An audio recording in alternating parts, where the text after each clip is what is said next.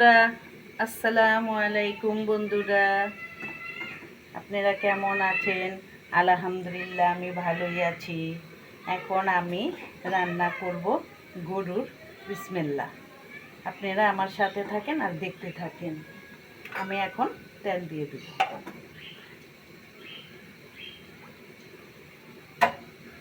তারপরে বেশি দেবো না, দারচিনি, এলাচি, তেজপাতা,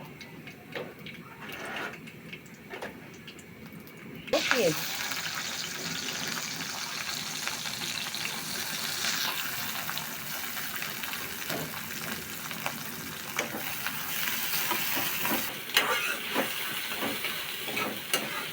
আমি একটা একটা করে মশলা দিয়ে দিই।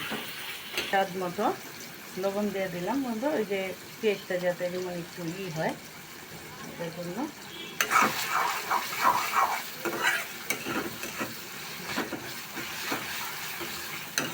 একটু হইলে তারপরে মশলাটি দিয়ে দিব। আদা রসুন বাটা, জিরা বাটা 1 চামচ, গরম মশলা অল্প,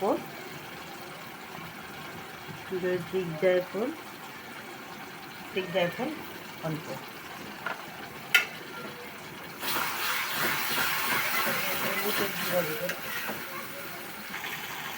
মরিচের ফাঁকি দিয়ে দিলাম, হলুদের ফাঁকি অল্প,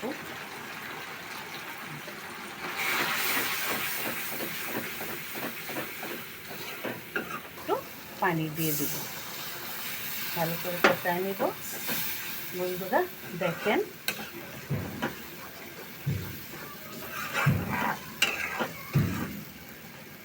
আমার এই কষাই হয়ে গেছে, মশলা তেলও ছেড়ে দিচ্ছে।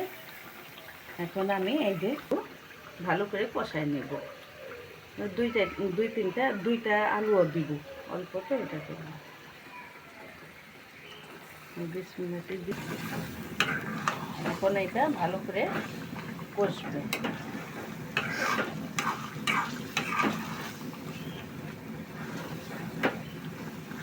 এটা ভালো করে হয় তো।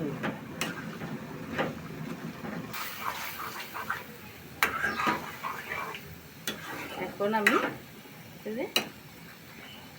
ঢেকে দিব।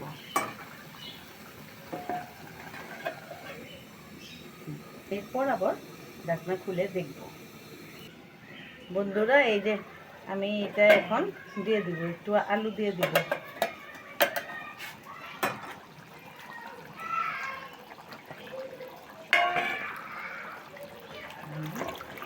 এখন আমি আলুকে দিয়ে দিলাম।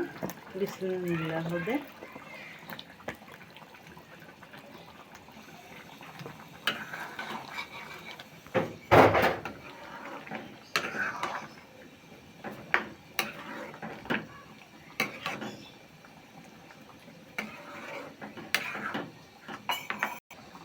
রেখে দেব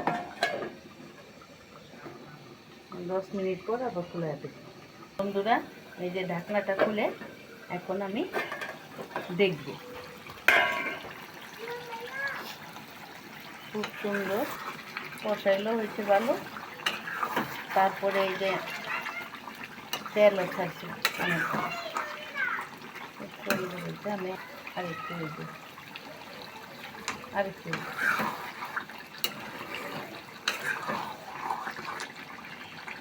আরেকটু আমি পানি দিয়ে দেবো, গরম পানি দিয়ে দেবো একটু হোক।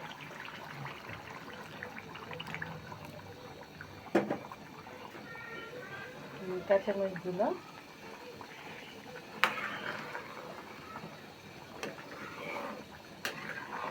এখন আমি 5টা কাঁচামরিচ দিয়ে দেবো। তারপরে একটু ভেজে দিই। আমি 10 মিনিট পরে নিয়ে ঢাকনা খুলব। আপনারা দেখতে থাকেন, আমার সঙ্গে থাকেন। তোরা এই যে এখন আমি এটা ঢাকনা খুলে দেখব।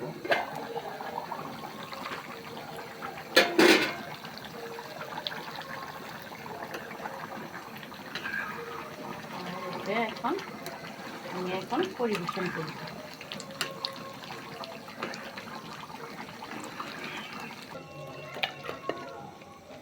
আমার বিসমিল্লাহ, খারাপ রান্না হয়ে গেছে। এই যে আমার রেসিপি। এতক্ষণ আমার সাথে থাকার জন্য ধন্যবাদ। আসসালামু আলাইকুম বন্ধুরা।